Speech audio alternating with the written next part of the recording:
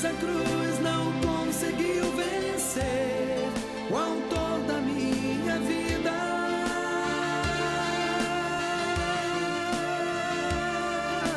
Aleluia, Cristo reviveu, entre nós vive outra vez.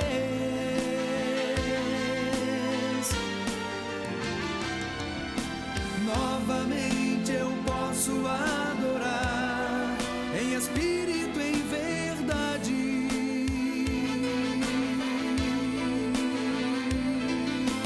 Declarar de novo meu amor a Jesus, meu Rei, meu Salvador.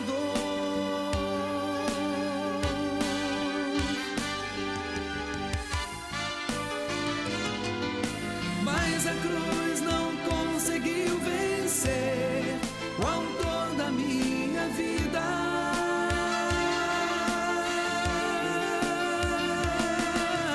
Aleluia, Cristo reviveu, entre nós vive outra vez.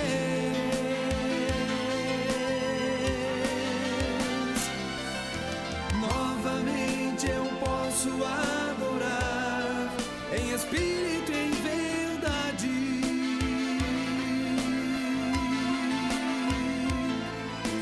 Declarar de novo meu amor a Jesus, meu Rei, meu Salvador.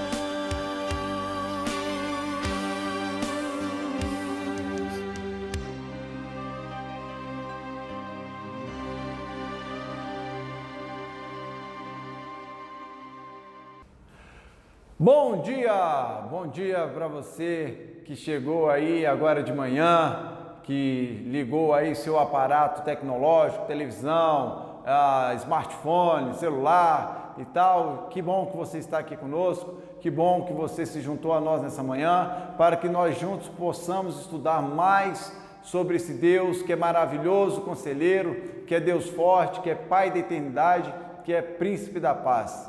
Quero te saudar com a graça e a paz desse Deus maravilhoso. Quero desejar sobre a sua vida todas as ricas bênçãos do Senhor, bênçãos materiais, bênçãos emocionais, bênçãos espirituais, que você seja extremamente abençoado nessa manhã, ao longo desta aula, na medida que nós formos expondo as verdades de Deus, na medida que nós formos falando sobre a ressurreição de Cristo. E antes de mais nada, eu quero te dar uma pequena orientação.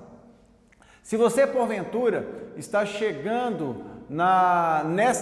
neste vídeo agora, se você, porventura, não viu o vídeo anterior, eu te convido antes, você clicar aí, deve estar aparecendo em algum lugarzinho aí da tela, para você clicar nesse lugarzinho e voltar ao vídeo anterior, para você poder entender melhor qual é o assunto que nós vamos tratar aqui nesta aula, nesta classe, nesta manhã, porque nós estamos falando sobre a ressurreição de Jesus Cristo e nós começamos tratando sobre este assunto lá no vídeo anterior. Então você clica aí e vá no vídeo anterior, tenho certeza que você vai ser extremamente abençoado, tenho certeza que Deus vai falar ao seu coração, e aí logo em seguida, se você quiser emendar, você emenda e se junta nesse vídeo aqui. Vamos que vamos, porque Deus é bom e eterna é a sua misericórdia. Amém? Quero convidar você, feche os seus olhos, vamos juntos orar ao Senhor e pedindo que Ele fale conosco nessa manhã por meio da sua palavra. Bondoso Deus, amado Pai, nós te damos graças, ó Deus, te damos graças, ó Pai, porque o Senhor é bom e eterna é a sua misericórdia. Em nome de Jesus, ó Deus, fala com cada um de nós nessa manhã, fala aos nossos corações, nos ensina, Senhor Deus, mais sobre a tua ressurreição, Senhor Jesus, que essa ressurreição, ó Deus, possa explodir no nosso coração, que essa ressurreição, ó Deus, traga alegria às nossas vidas, que essa ressurreição, ó Deus, seja o motivo de nós continuarmos seguindo em frente, sabendo, ó Deus, que toda tribulação, que toda adversidade, que toda luta que nós passamos, ó Deus, por causa da tua ressurreição, Senhor Deus, elas são pequenas, ó Deus, e elas não se comparam, Deus, a tudo aquilo que está preparado para cada um de nós, ó Deus, no dia que estivermos um encontro contigo. Em nome de Jesus nós oramos e te agradecemos. Amém e amém. Então, continuando, eu quero então convidar você a abrir a sua Bíblia. Nós já lemos o texto bíblico na aula passada, é um texto bíblico extremamente extenso. Então, na verdade, ao longo da exposição da aula de hoje, eu vou lhe convidando a ver alguns versículos, a você checar na sua Bíblia, alguns versículos, e assim então nós vamos expondo o texto bíblico. Então, na última aula, só fazendo uma breve recapitulação, fazendo uma breve recapitulação, liga o tempo ali para a gente. Fazendo uma breve recapitulação, será que vai aparecer lá? Não. Fazendo uma breve recapitulação, nós vamos então, nós começamos a estudar sobre a questão da ressurreição de Cristo, e ali naquele momento então nós fizemos uma introdução falando acerca de alguns aspectos da ressurreição, e ali quando fomos propriamente no texto bíblico, nós vimos então que Paulo começa a dar bases a respeito da ressurreição. E ali Paulo então fala sobre a questão das escrituras que mostram sobre a ressurreição e afirmam e testificam sobre a ressurreição de Jesus, tanto no plano de Deus que nasceu lá no Velho Testamento, como a concretização desse plano confirmada no Novo Testamento, e ao ponto do livro de Apocalipse, que foi a última revelação que nós temos no cano bíblico e que foi dada a João na ilha de Patmos, mostra ali então no seu primeiro capítulo um Jesus que está vivo. O texto bíblico também, que ali naquele momento a gente viu que testemunhas oculares, pessoas que viram Jesus ressurreto, Pedro, Tiago, João, outros discípulos, mais de 500, o próprio Paulo viu Jesus indo a Damasco, ali onde ele teve aquele grande encontro com Jesus, que transformou a sua vida e o tornou talvez o maior bandeirante do cristianismo. E ali então, muito bem, continuamos, e hoje então nós vamos prosseguir falando, dando continuidade, reafirmando que, como Cristo, aqueles que morreram nele também serão ressurretos. E por quê? Porque nós falamos também dizendo, se não há ressurreição de mortos, então, e ali então a gente parou neste ponto aqui, onde não há esperança se Jesus então não ressuscitou. Continuando então agora, se Cristo realmente não ressuscitou, Paulo está afirmando, lá no versículo 19, acompanhe daí, que eu ligo daqui.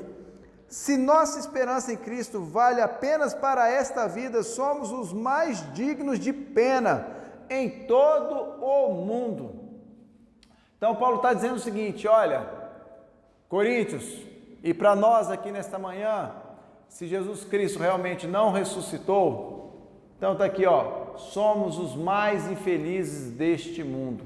Em outras palavras, nós estamos perdendo tempo, e tempo é muito precioso. Por que tempo é precioso? Porque nós temos apenas uma vida, nós temos só uma vida e precisa dar certo nesta vida. E Paulo fala aos Coríntios dizendo o seguinte, olha Coríntios, se Jesus não ressuscitou, vocês estão perdendo tempo, é melhor vocês caçarem qualquer coisa para fazer da vida de vocês, porque vocês estão perdendo tempo. Mas eu afirmo para vocês que Jesus Cristo ressuscitou, e porque Cristo ressuscitou, nós somos as pessoas mais felizes que existem na face da terra. Como é que você pode afirmar isso? A palavra de Deus afirma que eu e você, todo aquele que crê em Deus e tem a Jesus Cristo como seu Salvador, ele é uma pessoa bem-aventurada.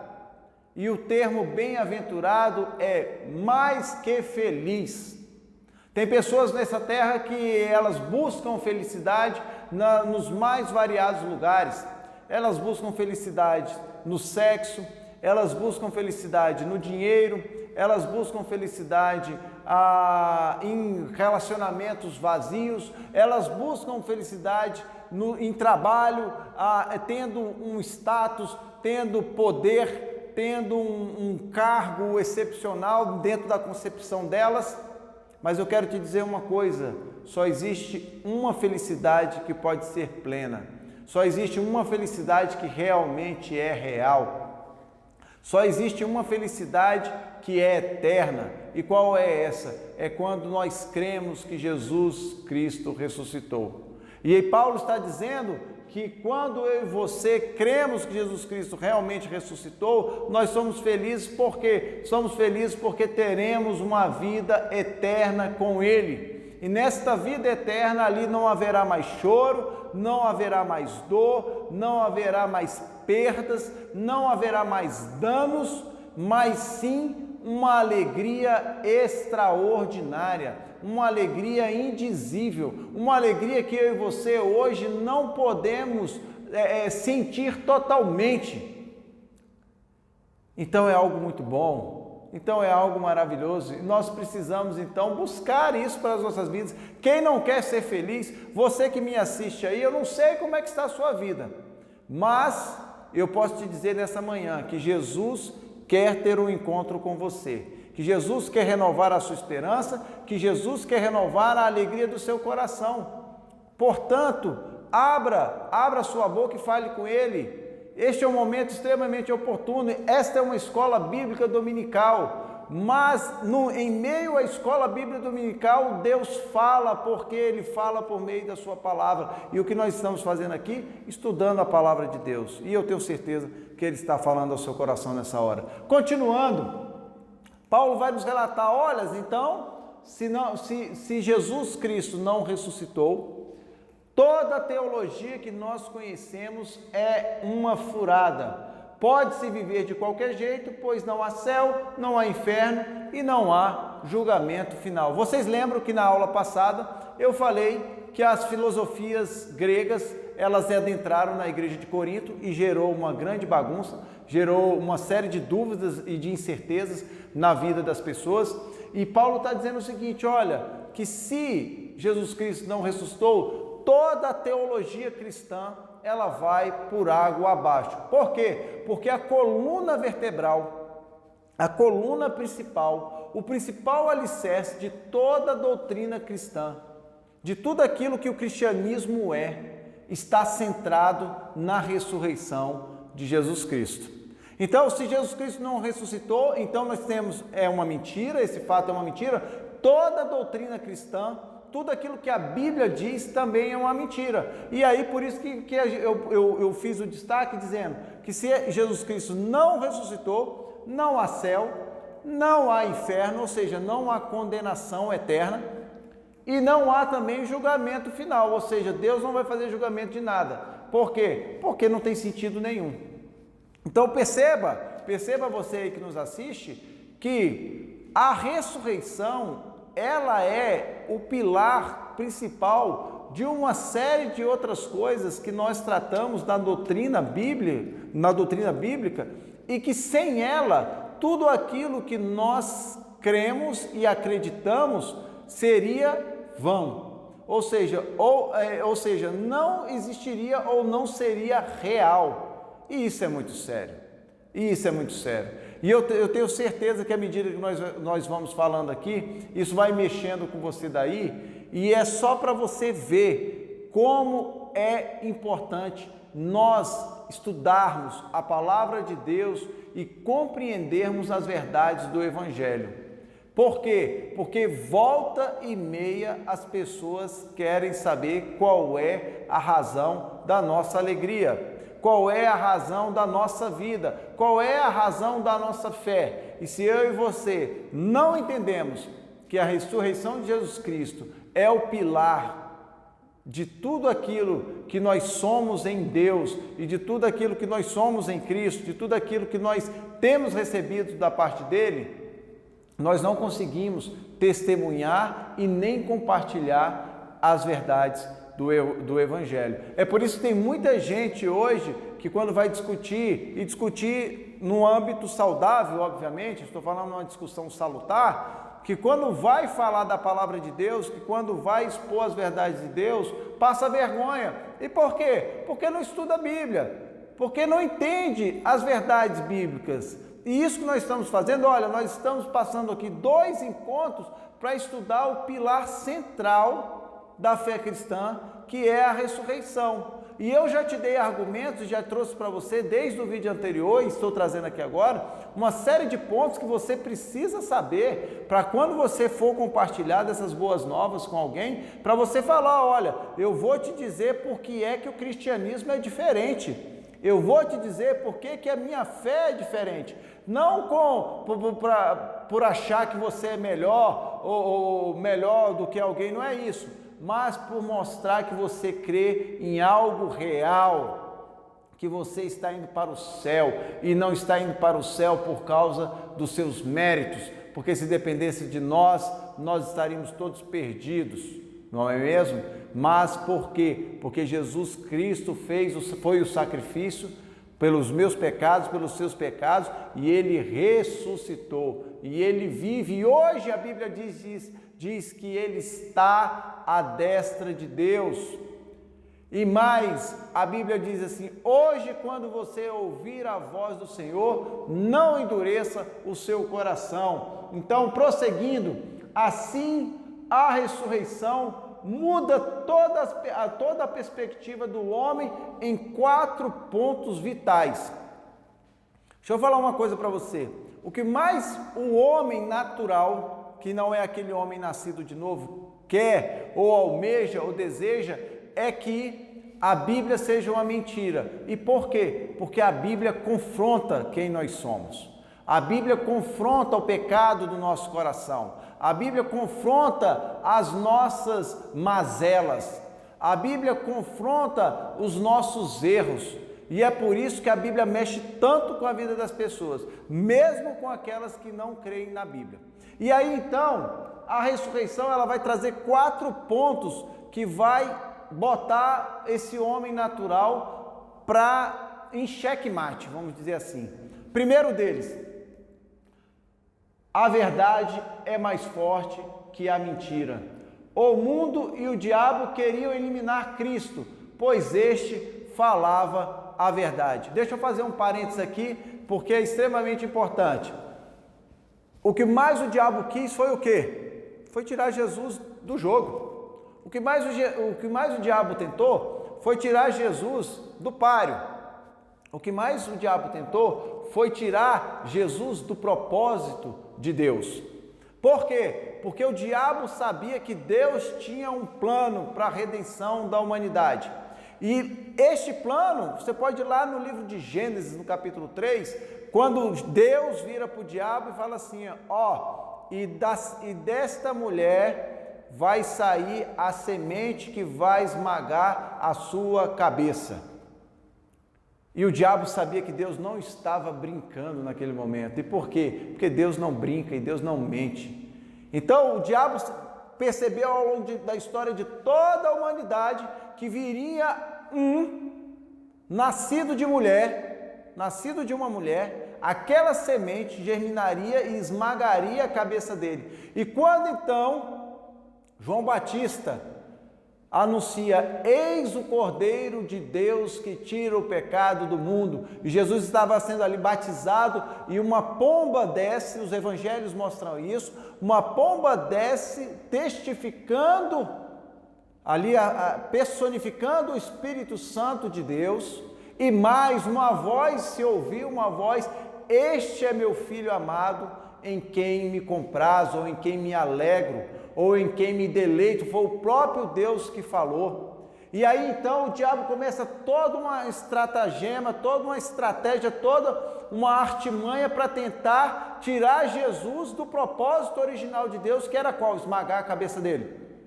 E ali então, por exemplo, por isso que Jesus foi para o deserto, Jesus passa 40 dias e 40 noites sendo que tentado pelo diabo. De todas as formas o diabo tentou a Cristo. Perceba você uma coisa, até quando Jesus estava crucificado, o diabo tentou a Cristo. Quer que eu te prove? Quando Jesus estava sendo crucificado, alguns gritaram bem assim, ei, desce daí, porque se você descer daí, nós vamos acreditar que você realmente é o Salvador. Ei, você salvou os outros e não pode salvar a si mesmo?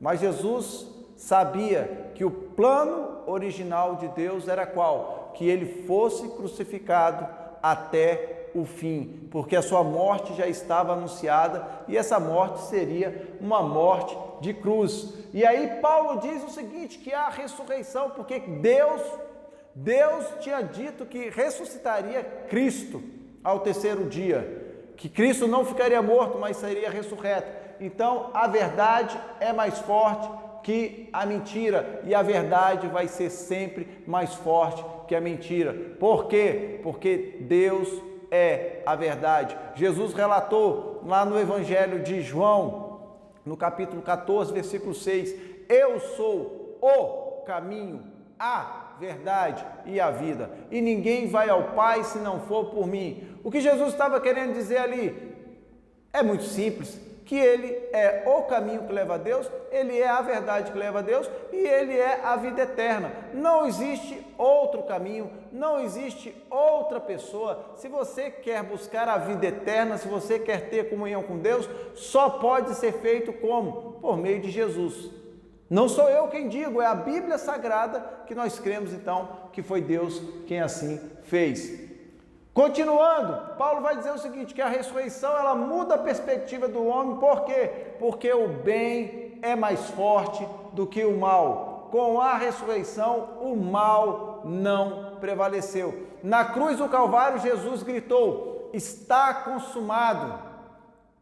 Está consumado, ou seja, todo pecado foi castigado ali naquela crucificação, e ao terceiro dia Jesus Cristo ressuscitou para que nós tivéssemos vida e vida em abundância, mostrando que o bem é mais forte que o mal, mostrando que ele venceu o diabo, mostrando que ele venceu o inferno, mostrando que ele venceu o pecado e que ele nos deu então com esta vitória a vida eterna.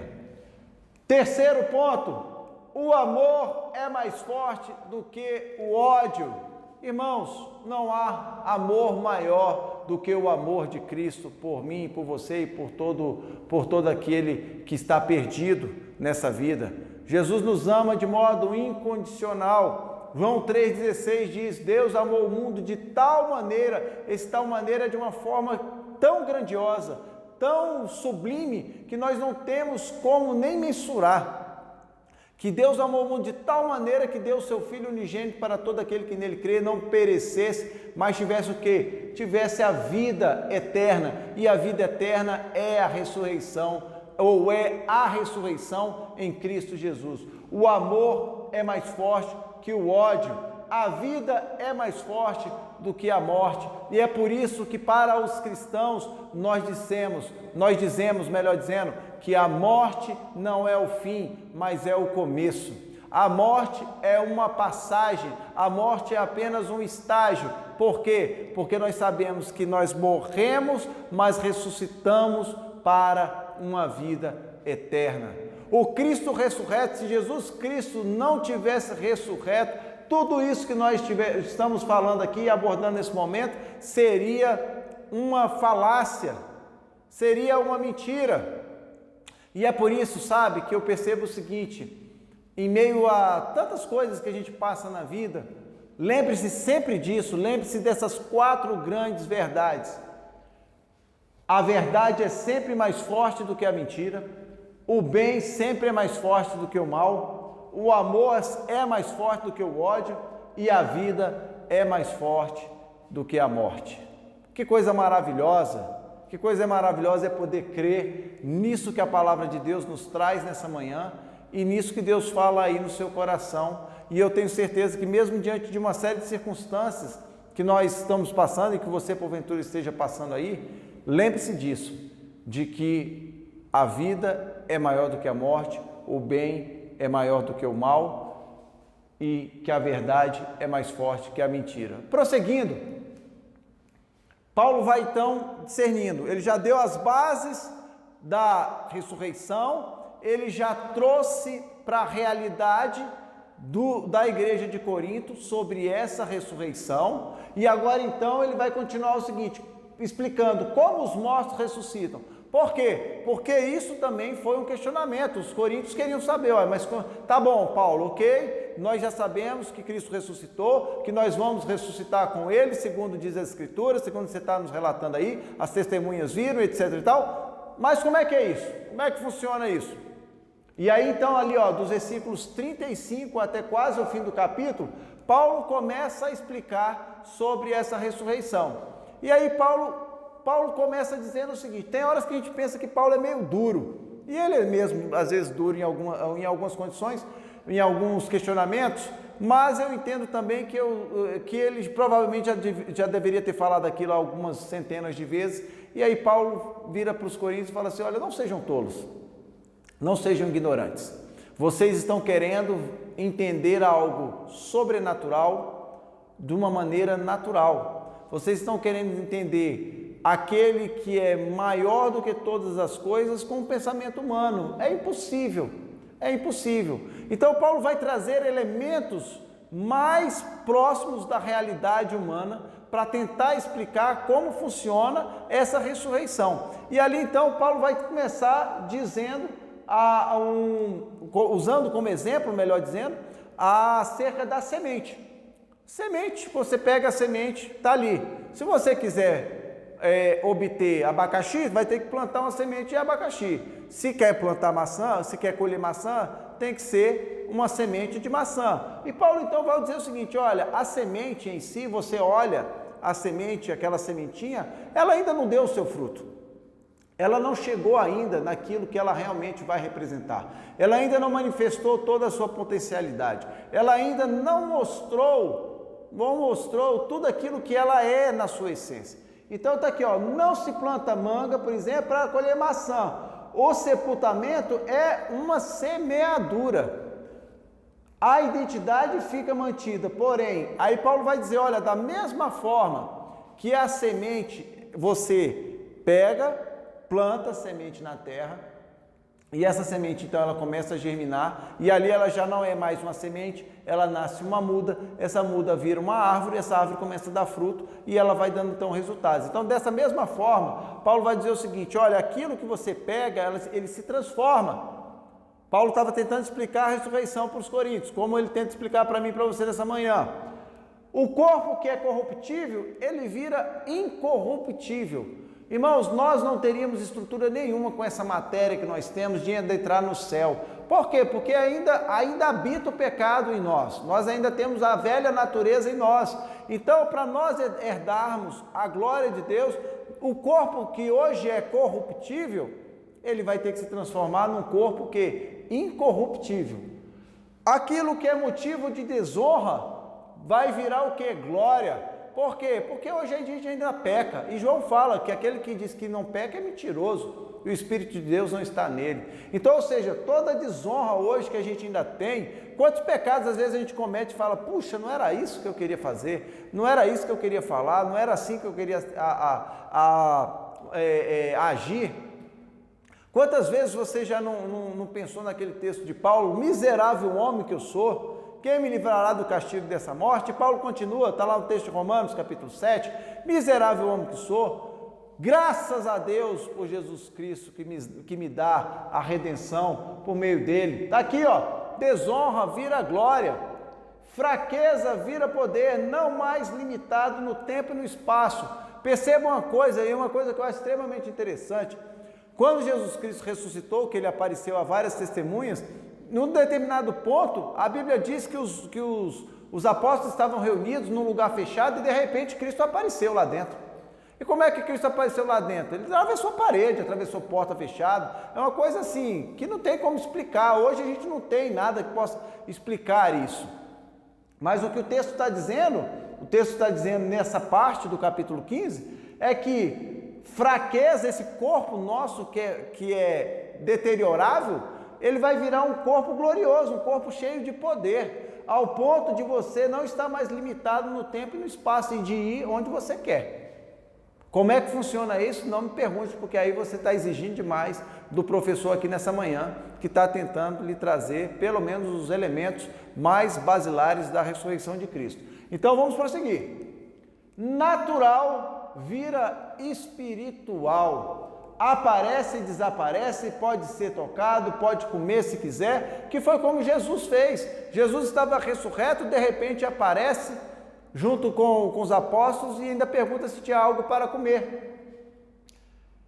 Carne, segundo ponto aqui que Paulo vai abordar, porque ele usa o exemplo da semente e agora ele vai usar um exemplo da carne, não só da carne humana, mas da carne de animais, da carne de peixes, da carne de aves, e ele vai dizer o seguinte: carne implica em um corpo diferenciado após a ressurreição. O que Paulo quer dizer aqui? Paulo estava dizendo o seguinte, Paulo usou o exemplo da semente, e aí quando ele chega na parte para usar carne, Paulo vai pegar a forma como Deus fez os mais variados tipos de bichos e o ser humano. Então, Paulo vai dizer, olha, Deus fez o ser humano de uma forma, Deus fez as aves de outra forma, Deus fez os peixes de outra forma, Deus fez os mamíferos de outra forma e assim vai.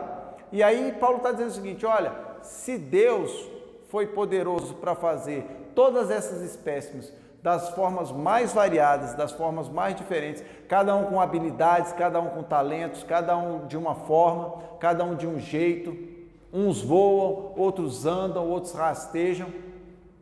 Por que vocês acham que Deus não pode transformar esta matéria corruptível de vocês hoje num corpo glorioso? Então aí Paulo traz esse elemento aqui do natural, do dia a dia, daquilo que estava mais próximo, que era mais próximo deles, do entendimento deles, como ele faz conosco também. E ele usa, por fim, a questão dos corpos celestiais. Então ele vai usar o exemplo da semente, vai usar o exemplo da carne e vai usar o exemplo dos corpos celestiais. Alguns corpos irão reluzir mais do que outros. O que Paulo quis dizer aqui? À medida que Paulo foi discernindo sobre a questão da ressurreição, ele foi abordando, então, questões bem ligadas àquilo que vai acontecer na segunda vinda de Cristo ou na vida eterna. E uma delas é que a Bíblia nos diz que não só nós ressuscitaremos com Ele, com Jesus Cristo, todos aqueles que foram salvos, todos aqueles, para ficar bem claro para cada um de nós aqui, todos aqueles que tiveram seus nomes escritos no livro da vida. Teve o nome escrito no livro da vida, está salvo, está consumado, não tem perdas e danos mais, não tem como dar errado, mas tem que ter o nome escrito no livro da vida. E aí Paulo está dizendo o seguinte, entretanto, além da questão dos nomes do livro da vida, onde você, o corpo corruptível, se transforma num corpo incorruptível, onde desonra vira honra, nossas obras serão aprovadas, serão avaliadas, melhor dizendo, tudo aquilo que eu e você fizemos nessa terra será avaliado, será provado pelo fogo de Deus, ou seja, pela ação do Espírito Santo de Deus, para quê? Para que nós possamos ser ou não recompensados com os galardões. Galardões seriam como títulos que você e aqueles que trabalharam em prol da causa do Senhor terão, porque Deus assim quis derramar em meio do seu povo. Como é que funciona esse galardão? Como é que vai ser esse galardão? Eu não sei, mas eu sei que a Bíblia diz que Deus tem galardão para o seu povo e que as obras que nós fizemos para o Senhor serão provadas pelo fogo, e à medida que essas obras forem provadas e elas sendo aprovadas, nós teremos galardões. Prosseguindo. Quarto, implicações da ressurreição dos mortos.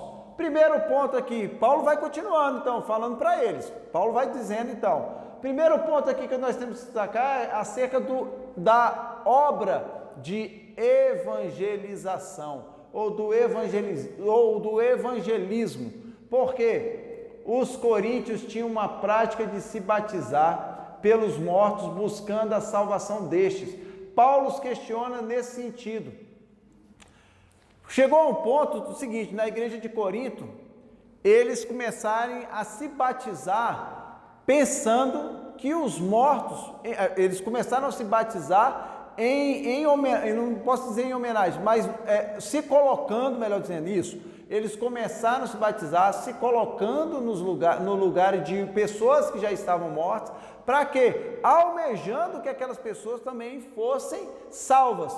E aí Paulo já dá logo uma repreendida nesse ponto, falando o seguinte: olha, mas espera aí, vocês não acreditam na ressurreição de Cristo, vocês não acreditam que os mortos não podem ressuscitar, mas vocês estão acreditando que se batizar pelos mortos, o que foi morto pode ser salvo? Como é que é isso? Isso é uma contradição, isso é uma ignorância, não pode ser dessa forma. E aí, erros na prática que eu trago nessa manhã, para mim e para você, quando Paulo chama a atenção disso aqui, porque os coríntios queriam fazer o quê? Eles queriam se batizar para que se batizar em nome de outras pessoas que já haviam falecido, para que as pessoas pudessem ser salvas.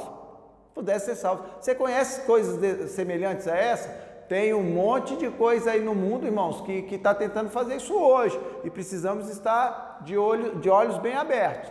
Então está aqui, ó, erros na prática. Primeiro, salvação é algo pessoal. Depois da morte, babau. Ah, eu não estou acreditando. Tudo bem, é um direito seu. Ah, eu vou pagar para ver. Perfeitamente, é um direito seu. Ah, eu acho que não é bem assim não. Não tem problema, não estou aqui para lhe convencer de absolutamente nada, mas é isso que a Bíblia diz. E se a Bíblia, como nós temos relatado durante todos esses encontros, que é a palavra de Deus na face dessa terra, se ela diz que foi destinada ao homem morrer uma única só vez, vindo logo em seguida o juízo, nós precisamos estar bem atentos com relação a isso, porque a Bíblia está dizendo que o homem morre e logo depois vem o juízo de Deus, e que a salvação é algo pessoal. Filho de peixe não é peixinho, ou melhor dizendo, filho de crente não é crentinho. Isso, filho de crente não é crentinho. O pai crente não salva o filho como um crentinho. Não é assim. Salvação é algo pessoal. Só existe uma vida para receber a salvação. O que eu quero dizer com isso? Opa! O momento é agora. Não tem segundo tempo, não tem segunda chance, não tem terceira chance. A chance que Deus está nos dando é hoje, é agora, é neste momento, é agora que você ouve a palavra do Senhor para tomar uma posição. Por quê? Porque depois as portas se fecham. Porque depois vem só uma expectativa de juízo e julgamento. E naquele dia a Bíblia é clara que todos nós compareceremos diante do Senhor para quê? Para prestar conta da nossa vida, para darmos testemunho daquilo que nós fizemos, deixamos de fazer, nós seremos julgados pelo Senhor. Entretanto, naquele dia do julgamento, uns terão Cristo que está ressurreto ou que foi ressurreto como advogado, e outros não terão. E aqueles que não terão, a Bíblia diz que eles já estão eternamente condenados. Eles já foram condenados. Então, só existe uma vida para receber a salvação, e esta é a vida que você tem aí agora, esta é a vida que eu tenho, e não há, segundo as Escrituras Sagradas, segundo aquilo que Deus diz na Bíblia, não há segunda chance. Não há essa de que desencarna, encarna e volta e paga.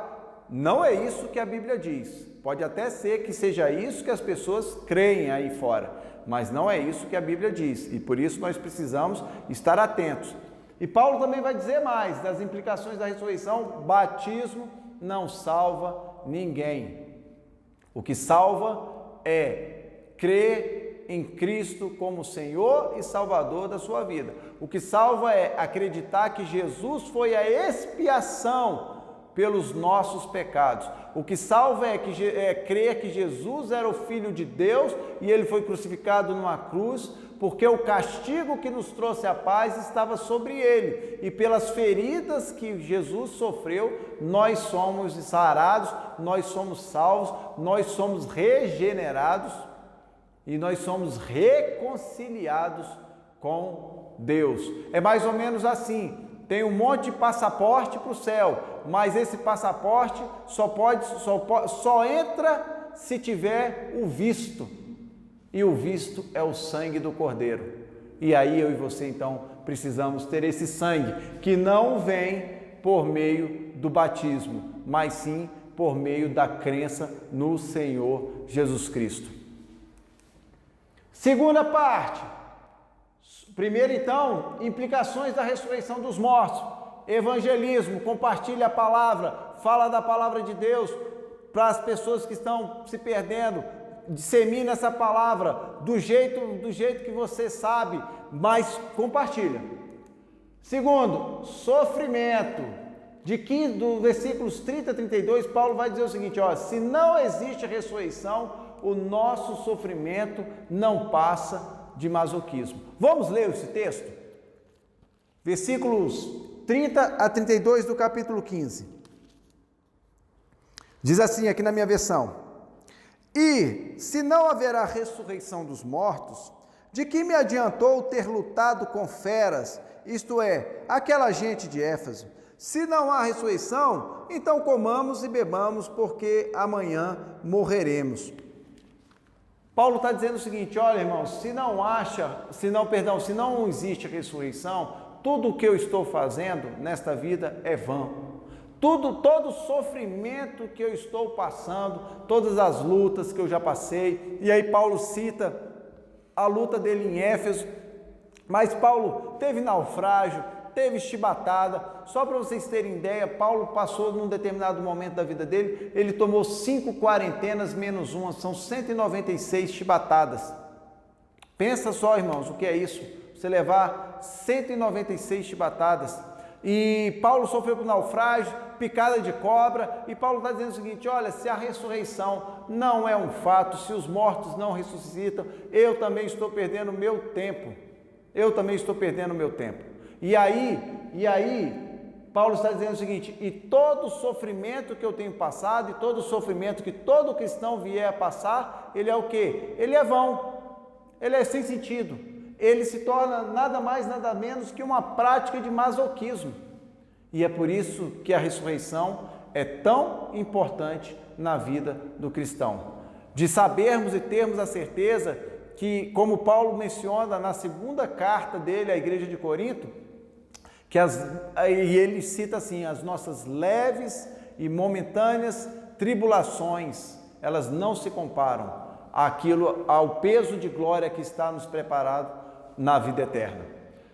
Terceiro, separação do pecado. Pecado passa a ser acidente e não prática habitual. Eu e você temos a certeza, por meio da ressurreição, que vamos para o céu. E aí nós entendemos que o crente ou o cristão não pode ter uma vida pecaminosa, ou não pode ter uma vida de pecado. O pecado passa a ser na vida do cristão um acidente e não uma prática corriqueira. Por quê? Porque nós temos a certeza de que Cristo vive, nós temos a certeza de que somos lavados e remidos no sangue dele e que nós precisamos andar conforme Deus quer. E andar conforme Deus quer é andar segundo a orientação da palavra de Deus. A morte deixa de ser algo desesperador. Ela não é o fim, mas apenas o começo. Já falamos sobre isso, mas eu queria só destacar mais um ponto nesse sentido, que eu acho bem interessante. Talvez o assunto que as pessoas menos gostem de tratar é quando elas têm que tratar a respeito da morte. Nós, seres humanos, realmente nós não temos uma estrutura muito adequada para falarmos sobre morte. Morte é algo que mexe muito conosco. Por quê? Porque a morte talvez seja a ruptura mais brusca que nós temos, a ruptura mais forte que nós temos dentro dos relacionamentos e dentro da vida, da própria vida, né? Da vida em si. E é interessante, por que as pessoas não gostam muito de tratar sobre as questões da morte? Porque muitas dessas pessoas não sabem o que vai acontecer com elas após a morte. Elas têm muitas dúvidas, elas têm muitas incertezas sobre a morte. E aí, realmente, quando você não sabe o que acontece, as aflições, elas aparecem. E aí Paulo está dizendo o seguinte, olha, não para nós, não para aqueles que têm a Jesus Cristo como Senhor da sua vida, que já foram já foram salvos e remidos no sangue dele e que creem na ressurreição dele. Por quê? Porque a morte aqui não é o fim, mas sim o começo. É aquilo que eu falei anteriormente. A morte na vida do crente, ela é apenas um estágio de passagem e passagem para a vida eterna. Quando acontecerá a ressurreição?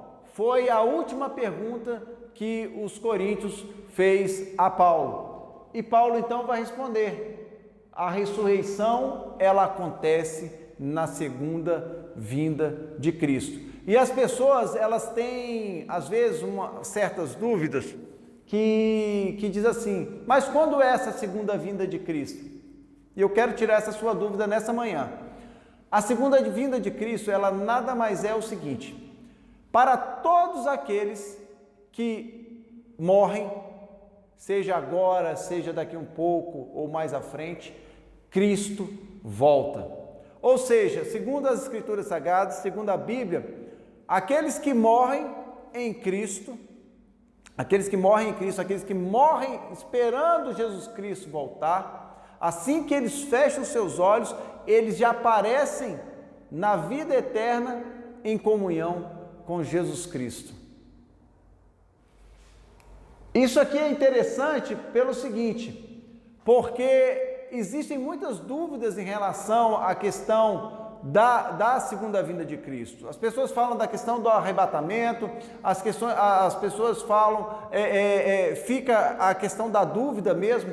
Poxa, mas não está muito clara a segunda vinda. Então assim, como os teólogos dizem, nós já estamos em Cristo, nós já somos salvos em Cristo, é o já, mas ainda não. Porque esta vinda de Cristo, essa conclusão dessa vinda, ela só acontecerá realmente em dois pontos: ou no dia que todos nós morrermos, a morte natural, e aí por isso que Paulo fala: ó morte, onde está a sua vitória? Ou morte, onde está o seu aguilhão? E o último adversário a ser vencido é a morte. Então nós morremos e ali então sepultamos um corpo corruptível que nasce como um corpo incorruptível. Ou Paulo vai mais além, que tem aqueles que não vão adormecer, porque a palavra que Paulo usa no texto bíblico para falar de morte é adormecer, e Paulo vai mencionar que aqueles que não adormecerem serão também transformados, ou seja, não passarão pela experiência da morte, mas sim serão transformados pela glória do Senhor. E aí, aqui é o seguinte, Paulo vai destacar então, que na segunda vinda de Cristo, para uns vai ser um ponto de vida, para outros, morte eterna. Porque quando Jesus Cristo vier, seja pela morte natural, ou pela segunda vinda dele, onde a Bíblia diz que todo olho verá e toda língua confessará que Jesus Cristo é o Senhor, para a glória de Deus Pai, para uns será vitória, para outros será derrota, para uns será vida eterna, para outros será morte eterna. Qual é o time que você está? Qual é o lugar que você está hoje? Você está do lado da vida eterna ou da morte eterna? Faça essa reflexão nessa manhã, porque certamente ela é a reflexão mais importante que você pode fazer na sua vida. E para concluir, queria destacar só esses pontinhos aqui. Ressurreição é coluna-chave, é ponto-chave, é coluna vertebral para a fé cristã. E é por isso que nós precisamos conhecer muito bem quais são os argumentos da nossa fé. Segundo ponto, a expiação de Cristo ou o seu sacrifício, ele é completo, pois a ressurreição então nos dá a garantia disso. Cristo morreu pelos nossos pecados, foi crucificado pagando um preço que estava destinado a nós e ele ressuscitou nos dando a vida eterna. 3. A ressurreição mostra que a morte foi vencida, e eu mencionei anteriormente, quando Paulo diz: e o último adversário a ser vencido é a morte, e ela também será vencida. E é por isso que nós lemos lá na aula anterior aquele texto de Apocalipse que diz que Jesus Cristo tem na sua mão a chave da morte e do inferno. Em outras palavras, meu irmão, Ele comanda tudo e todas as coisas. E por fim, precisamos compartilhar com as pessoas nesse dia, neste tempo, nessa hora, que Jesus Cristo vive para a honra e glória de Deus e para a nossa eterna alegria. E aí, deixa eu te dar uma dica para você, como eu estou colocando aqui, precisamos compartilhar as boas novas. Sabe o que você pode fazer agora, nessa hora? Já estamos concluindo a nossa aula. Pega essa aula, vai aí no seu celular, compartilha com os seus amigos, compartilha lá no WhatsApp, manda para as pessoas, convida as pessoas a entrarem aí no canal da igreja para poderem também receber essa palavra de edificação, receber essa palavra que pode salvar a vida das pessoas que estão se perdendo. Compartilha. No momento que você compartilhar, você tenha certeza que você já está disseminando as boas novas, que você já está transmitindo a palavra de Deus para essas pessoas. Olha que coisa maravilhosa. Então compartilha, manda esse vídeo, os outros vídeos, as outras aulas, tudo que está no canal, compartilha o canal com as pessoas. Eu tenho certeza que essas pessoas, elas vão ser extremamente edificadas e certamente muitas delas vão alcançar a salvação em Cristo Jesus. Que Deus te abençoe, que Deus abençoe a sua casa e que você possa sair nesta manhã com a certeza de que Jesus Cristo está vivo. Um grande abraço, em nome de Jesus.